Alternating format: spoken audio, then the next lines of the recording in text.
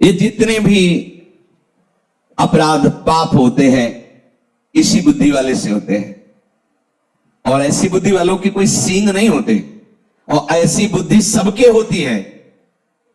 हां, कोई अपनी शत बुद्धि से ऐसी बुद्धि को दबा करके धीरे धीरे नष्ट कर देता है, और कोई अपनी ऐसी बुद्धि से सत बुद्धि को धीरे धीरे दबा देता है और राज्य हो जाता है असत बुद्धि का। सुमति कुमति सबके उर राहे, इसे कुमति कहते हैं। जिस काम से मुझे सुख मिले, लाभ मिले, सुविधा मिले, संपत्ति मिले, वो मुझे काम करना है, वो कर्म करना है, चाहे हिंसा हो, चोरी हो, व्यभिचार हो, चीना झपटी, कुछ भी। और बहुत से लोग मेरा अनुसरण करें, जैसा मैं कहूं वैसा करें, इस विचार के साथ जो कार्य करता है वो दुर्गति को प्राप्त होता है। अभी वर्णन होगा सदगति का। कर्मण्येवाधिकारस्ते मा फलेषु कदाचित्, तुम फल की कदापि चिंता मत करो, फल को हेतु मत मानो, केवल कर्तव्य कर्म का आज्ञा पालन, सीधे भगवत प्राप्ति। कोई विघ्न नहीं, कोई परीक्षा नहीं। परीक्षा उसकी होती जो विद्यार्थी होता है, जो समर्पित अपना बच्चा होता है, उसकी परीक्षा नहीं होती। इसीलिए भगवत ऋषि जी ने कहा, कै बच्चा के पेट और घट करे बिना, बच्चा बन गए। जो पढ़ाकू हैं उनकी परीक्षा होती है। हम पहले ही कह रहे हैं बुद्धिहीन है, अजितेंद्रिय है, नाथ जैसे भी हैं, पर आपके हैं, वहां परीक्षा नहीं होती, ध्यान रखना। वहां जहां यही होता है मैं जितेंद्रिय हूं, मैं बुद्धिमान हूं, मैं ज्ञानी हूं, तो फिर वहां परीक्षा दिया जाता है, हल करो ये प्रश्न। ऐसे लोगों के बहुत से विरोधी बन जाते हैं और वो ऐसे दुर्गति के जाल में फंसता चला जाता है, निकलना मुश्किल होता है। कैसे लोग? मुझे सुख भोगना है, मस्त रहना है, चाहे दुनिया में आग लगे, पहली बात। दूसरी बात, जिन लोगों को ये विचार रहते हैं, अरे किसने देखा है भगवान को, मरने के बाद क्या होगा किसने देखा, साहब गपोड़ बातें हैं, ना लोक है ना परलोक है ना भगवान है, मौज मस्ती लो। ऐसा भी कर्तव्य कर्म का पालन नहीं कर सकता। जिसके ऐसे विचार है, ना भगवान पर विश्वास है, ना लोक पर विश्वास है, ना धर्म पर विश्वास है, ऐसा स्वेच्छाचारी मनुष्य राक्षसी कहा जाता है। दूसरी जो शूद्र वृत्ति बताई गई, ये भी राक्षसी वृत्ति है। ये किसी भी पाप कर्म में उतर सकता है, जैसे ऊपर वाला भी ऐसे दूसरा भी, क्योंकि ना भगवान का भय है, ना उससे शास्त्र का भय है। शास्त्र का भय होता है, उसमें लिखा है कि ऐसा नहीं करना, भाई मैं नहीं करूंगा, उसमें लिखा है ऐसा। वो संत कह रहे थे मैं ऐसा नहीं कहूंगा, वो गुरुदेव मैं ऐसा नहीं करूंगा, मैं ऐसा नहीं देखूंगा, मैं ऐसा नहीं बोलूंगा, क्योंकि संत कह रहे थे, गुरुदेव कह रहे थे, शास्त्र कह रहे थे, वही बच पाता है। लेकिन ये ऐसी बुद्धि वाले बहुत लोग मिलेंगे, कहां भगवान कहां लोग पर लोग, सब गपोड़ बातें, ओ मर के नरक जाना है, स्वर्ग जाना है, अरे सब मस्ती लो। ऐसा मनुष्य स्वेच्छाचारी हो जाता है, किसी भी पाप कर्म में वो भयभीत नहीं होता। बुरे कर्म का फल परलोक में जाके दुख भोगना सब गपोड़ मानता है, सब गप है, कहीं कोई नहीं। ऐसे जो भाव वाला होता है वो प्रगट में और छिपकर दोनों प्रकार से भरपूर पाप कर्म ही केवल करता है। ऐसे लोगों के संग से भी बचना चाहिए, जिनका भी परिचय दे रहे हैं। जो लोग अपने अस्तित्व को मिटा देते हैं पाप कर्म में, उनके अंदर विवेक नहीं रह जाता, बुद्धि नहीं रह जाती, बहुत ही नीच कोटि, मतलब शब्द ही नहीं उनके लिए। क्योंकि किसने देखा भगवान को, किसने देखा लोक परलोक को, मनमानी आचरण, कोई भी पाप प्रवृत्ति करने में उनको शर्म नहीं लगती। ऐसा तीसरा, ऐसे लोगों को बिल्कुल संग नहीं करना चाहिए जिनका परिचय दे रहे हैं। मेरा कोई क्या बिगाड़ लेगा, मेरा कोई क्या बिगाड़ लेगा, ऐसे संसार का बहुत अहित करने वाले वृत्ति के लोग होते हैं, बहुत अहित कर, मेरा कोई क्या बिगाड़ लेगा, मैं जो करूंगा जो करूंगा। किसी से ये ठीक से बात भी नहीं करते, ऐसे लोग अहंकार से भरे रहते हैं। अभिमान के कारण इनकी शत्रुता ही बढ़ती रहती है। अपने बंधु बांधवों का भी हित नहीं कर सकते। ऐसे स्वभाव वाले लोग ये फलस्वरूप सबसे घृणा करते हैं और स्वयं सबके घृणा के पात्र बन जाते हैं। ये केवल अपने अभिमान की पुष्टता के लिए ही कर्म करते हैं, जो करने की भावना भी बनती है तो ऐसे लोगों से दूर रहना चाहिए। चौथे, क्या करूं? मैं तो निरुपाय हूं, सुनता तो हूं शास्त्र की बात, भजन करना चाहिए, सत्य से चलना चाहिए, व्यभिचार नहीं करना चाहिए, चोरी नहीं करना चाहिए, समझता हूं, पर मैं ऐसा कभी कर नहीं पाऊंगा। वो तो कोई अवतारी पुरुष होते हैं जो भजन आदि करते हैं, हम लोगों के तो और बस विषय सेवन, ये थोड़ा सा, इनकी थोड़ा सा बुद्धि प्रकाशित है। वो इतना तो मानते हैं कि जो शास्त्र और संत जन कह रहे हैं सत्य है, पर मैं कर नहीं पाऊंगा। ये भी चौथे नंबर पे है। ऐसे लोगों का भी संग नहीं करना चाहिए। भाई मेरे से भजन होता नहीं है, हाँ ठीक है, भजन करना वो संत महात्माओं का काम है, हमारा काम नहीं है। हमारा काम है केवल माया प्रपंच में फंसे रहना। तो ऐसे भी लोगों का संग नहीं कर, ऐसे लोग भी वो कर्तव्य कर्म का पालन नहीं कर सकते। क्या करूं, मैं तो लाचार हूं, पता नहीं कौन मेरे सिर पर बैठ जाता है और मुझसे ये सब करवा लेता। मैं करना तो नहीं चाहता, पर पता नहीं कैसे हो जाता है। और बहुत सी जिम्मेवारियां हमारे ऊपर हैं, ये सब शास्त्र की बातें मैं नहीं कर पाऊंगा। हाँ, अगर कोई भगवत प्राप्ति है तो महात्माओं के लिए है, हम जैसे गृहस्थों के लिए तो नहीं। और फिर भगवान को लेकर भी हम क्या करेंगे? बुद्धि है, अगर भगवान मिल भी जाएगा तो करेंगे क्या यार? न पत्नी है, न पुत्र है, केवल भगवान है, तो क्या करेंगे हम? बुद्धि है, उतले विकास है। अब हमें तो केवल अपना जीवन यापन करना है, अपने परिवार का पालन पोषण करना है। शास्त्र की बातें और भगवत प्राप्ति और भजन ये सब हमसे नहीं हो पाएगा। क्या करूं, मैं निरुपाय हूं, मुझसे ये सब नहीं हो सकता। ये चौथे प्रकार के लोग। पांचवें प्रकार के, मैं क्यों किसी का हित करूं, किसी से प्रेम करूं? हम मुझसे घृणा करते तो मैं सबसे घृणा करूंगा, देखते हैं कौन क्या बिगाड़ लेता है। ऐसी बुद्धि के होते हैं, ऐसी हीन भावना अपने अंदर भर लेते हैं कि सबको दुख देते रहते हैं, वाणी से, चेष्टा से। वो एकदम जल्द, सोचो कैसी स्थिति होगी। और ऐसे है, दर्शन होते हैं, हाँ ऐसे है। अगर होते तो लिखा कैसे जाता शास्त्रों में?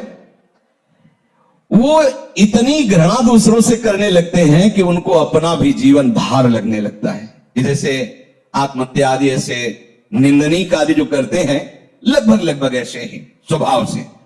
जब दूसरों का बहुत हित किया जाता है तो अपनी बुद्धि खुद निर्णय कर देती है कि इससे अच्छा है मर जाओ, और वो ऐसा उपाय करने लगता है कि यार वो एकदम निराश, एकदम हताश, अपने ऊपर घृणा आ जाती है। ऐसे लोग कुछ मिनट में आपके सारे सत्संग पर पानी फेर सकते हैं, ध्यान रखना। इसीलिए भगवान राम के वचन है, पर भल बास नरक करता था, दुष्ट संग जनि देव। भले नरक का बास मिल जाए, लेकिन ऐसे दुष्टों का संग ना मिले।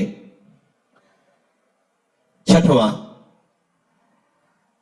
क्या करूं, मैं तो बस दुख भोगने के लिए पैदा हुआ हूं, सब सुखी हैं, मेरे ही हिस्से में पूरा दुख दिया, नहीं बचता भगवान को, चलूंगा विरोध में चलूंगा, और कितना दुख देंगे।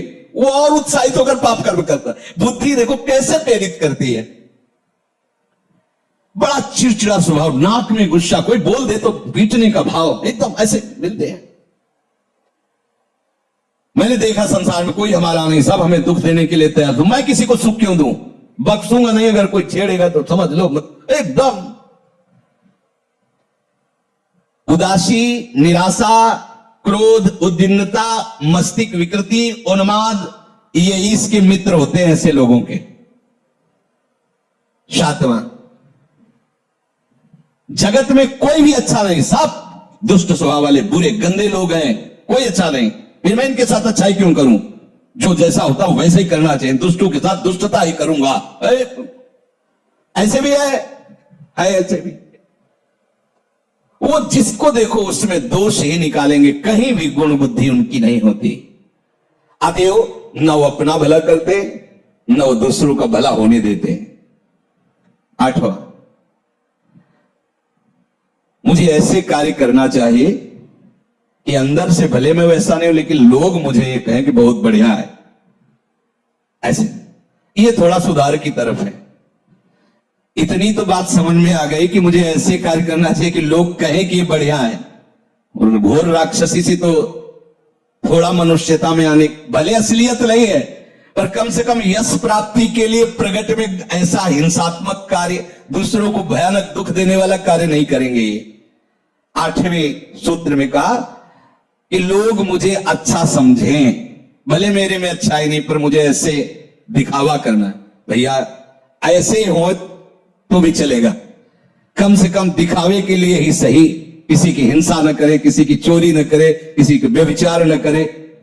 वो उनका असलियत भाव नहीं, पर वो दिखावे के लिए सारा नाटक करना चाहते हैं। 9 नंबर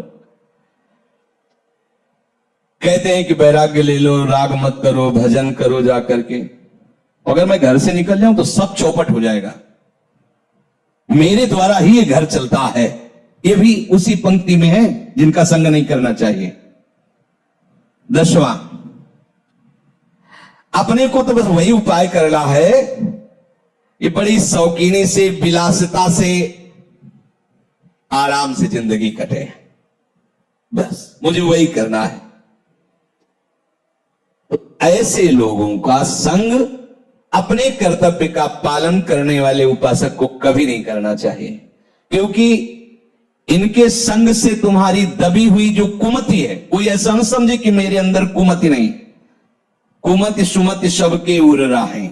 बस जहां अवसर मिला सत्संग का तो सुमति बढ़ी और कुमति को दबा करके धीरे धीरे उसको नष्ट कर देती है, वो महात्मा बन जाता है। जहां सुमति तहां संपत्ति नाना, और जहां कुमति तहां विपत्ति निदान। और जहां कुसंग मिला, सुमति को दबा करके कुमति इतनी बढ़ जाती है कि इस गली में आने के लिए राजी नहीं करेगी। प्यार सत्संग कुछ नहीं, कुमति बढ़ जाती। इसलिए भगवान आदेश कर रहे, कर्मणि वाधिकारस्ते मां फलेषु कदाचित्। सच्ची मानो यदि तुम फल की इच्छा नहीं करोगे तो ऐसा फल मिलेगा कि निहाल हो जाओगे। अगर फल की इच्छा करके करोगे तो तुम क्या मांग सकते हो? अगर किसी बादशाह के पास गांव के गरीब आदमी को भेजा जाए, आप लोगों ने गांव की जिंदगी शायद ना देखी हो, हमने देखी है। मिट्टी का घरौंदा, ऊपर से कुस का छप्पर, मेहनत करके आ रहे, 4 रोटी प्याज ऐसे हाथ में लेके खा रहे, एक फटी सी रजाई, पूरा परिवार उसी में, वो देखा है। और वो भी रोटी वो मेहनत करके ला रहे हैं ऐसे। अब उस आदमी को एक बादशाह के सामने पेश किया जाए, जो चाहो मांग लो, वो क्या मांगेगा? बहुत ये कहेगा कि हमारा घर पक्का बन जाए, और हिम्मत करेगा डरते हुए तो साल भर के लिए भोजन व्यवस्था कर दी जाए। वो क्या मांगेगा? अगर बादशाह के ऊपर छोड़ दे, हुजूर आप जो चाहें, तो वो अपनी लेवल से सोचेगा। वो जब सोच के देगा तो तुम्हें जो मांगना भी नहीं आता था वो अपने आप सब प्राप्त हो जाएगा। ऐसी चतुर सुजान भक्तों से जब भगवान ने कहा कि वरम ब्रूहि, वरदान मांगो, ये होता क्या है प्रभु वरदान? कई ऐसे चतुर सुजान भक्त हुए हैं जिन्होंने भगवान को फंसा लिया। जो इच्छा हो, तो प्रभु मांगना ही नहीं आता, तब मांगे तो क्या, हमें कुछ समझ में ले, आपको जो अच्छा लगे आप दे दीजिए। अब आप ये थोड़ी कहेंगे कि ब्रह्मलोक ले लो या स्वर्गलोक ले लो, क्योंकि जानते हैं सब माया के द्वारा रचित है। तो फिर आप क्या करते हैं? अविरल भक्ति प्रदान करके उसके अधीन हो जाते हैं। ये बहुत बड़ा रहस्य है। एक छोटा सा भी कर्म आपको भगवत प्राप्ति करा देगा। समय नहीं पर हमें कुछ क्षण की बात बता रहे हैं, अपने जीवन की घटना। काशी में तुलसी घाट में ऊपर ऐसे बैठे हुए थे, युगल किशोर पास बैठे थे, ये कुछ प्रसाद लाए थे पाने के लिए। इतने में वर्षा शुरू हुई, तो दूर दृष्टि गई तो देखा 80 घाट उस समय कच्चा था, अब सुनते हैं पक्का हो गया। तो उस कच्चे में पूरा पानी बह करके ऐसे वहीं से निकलता, और एक आदमी पड़ा था ऐसे। तो युगल किशोर से कहा, ये मुर्दा है क्या? क्योंकि काशी में मुर्दा कोई आश्चर्य वाली बात नहीं होती। जैसे लकड़ियों के टाल होते हैं, ऐसे वहां मुर्दे का क्रम रखा होता है। अखंड चिता जलती रहती है, अखंड चिता। दशाश्वमेध घाट में सैकड़ों चिताएं जलती ही रहती है, महाश्मशान जलती ही रहती है। वहां मुर्दा कोई खास बात नहीं होती। अरे मुर्दा हुआ तो एक साधारण बात है, चिता भस्मा लेपो गरल मसनो, वो महादेव की नगरी। उनका नहीं महाराज मुर्दा नहीं, इसे कुष्ठ रोग है, चल नहीं पा रहा। हम कहा यार पानी वर्षा अभी आ रहा है और ये तो बह के गंगा में, अरे बोले काशी है बाबा, इसे किसे सामने देख रहे हैं यार, वो जिंदा है। वो उठे और सीढ़ियां, बहुत ऊंची ऊंची सीढ़ियां हैं, सीढ़ियों से उतर करके जेले गए तो काफी पानी आ चुका था। वो बस ऐसे गर्दन लेटे हुए थे ऐसी जगह, और ताकत थी उस समय, तो ऐसे उठाया उनको, सीढ़ियों से चढ़ती, एक बारंडा टाइप था, बीच में वहां ले गए तो कुछ संत जन बैठे थे जो ऐसे ही घाट में रहते। इसको क्यों ले, ये गति आपकी भी हो सकती है, हमारी भी हो सकती है, आपको ऐसा नहीं कहना चाहिए। और थोड़ा आवेश में बोले तो शाम उनको लिटाया और अपने वस्त्र से ऐसे, उनकी जो दृष्टि उस समय हमें प्राप्त हो रही थी वो हम बता नहीं सकते आपको। कुछ हो रहा था और ऐसा लग रहा था कुछ मेरे अंदर जा रहा है, मतलब एक अपार आनंद। वो जो दृष्टि से जो देख, वो बोले तो कुछ नहीं, दृष्टि से जो ऐसे जब पूछ रहे थे उनके मुख और ऐसे, तो जो दृष्टि से देख रहे थे तो ऐसा लग रहा था कि हमारे आराध्य देव भगवान शिव ही मुझे देख रहे। और जब जाने लगे तो ऐसे हाथ ऐसे, जैसे ऐसे ऐसे, बस वही उसी घाट में स्मरण हुआ कैसा होगा वृंदावन। उसी घाट में संत आते और हमें रास में ले जाते हैं और वहीं से भूमिका बनती वृंदावन की। और ये सब एक छोटा सा निष्काम कर्म आपको ऐसी महान वस्तु दे सकता है जो किसी भी साधना से नहीं मिल सकती। इसलिए हमारे सिद्धांत में वाणी में लिखा हुआ है, सुख देवे को चाहो। ये बहुत बड़ी बात है, ये सकामी पुरुष नहीं समझेंगे कि अरे क्या, अरे ये महाफल की प्राप्ति कर, सीधे प्रभु को अधीन, सीधे प्रभु का साक्षात्कार, सीधे प्रभु का प्रेम। इसलिए इस बात पर विचार कीजिए, कोई भी कर्तव्य कर्म फल की आकांक्षा मत रखिए। जो आपको जैसे सेवाएं मिली हैं, जो भी घर गृहस्थी की, व्यापार नौकरी की, श्री जी की जो भी सेवा, ये सब केवल प्रभु की आज्ञा है ऐसा मानकर, गुरु आज्ञा, शास्त्र आज्ञा की। तो आपकी गृहस्थी सेवा भी, आपको अभी जो चरित्र सुना रहे हैं वो अपना, सेन जी अपना ही कर्म कर रहे, सुपज वाल्मीकि अपना कर्म कर रहे, सब अपने, सदन जी अपना कर्म कर रहे, उसी से उनको भगवत प्राप्ति हो रही। भगवान नाम स्मरण, भगवत भावना से किया हुआ प्रत्येक कर्म भगवत प्राप्ति कराने में समर्थ है।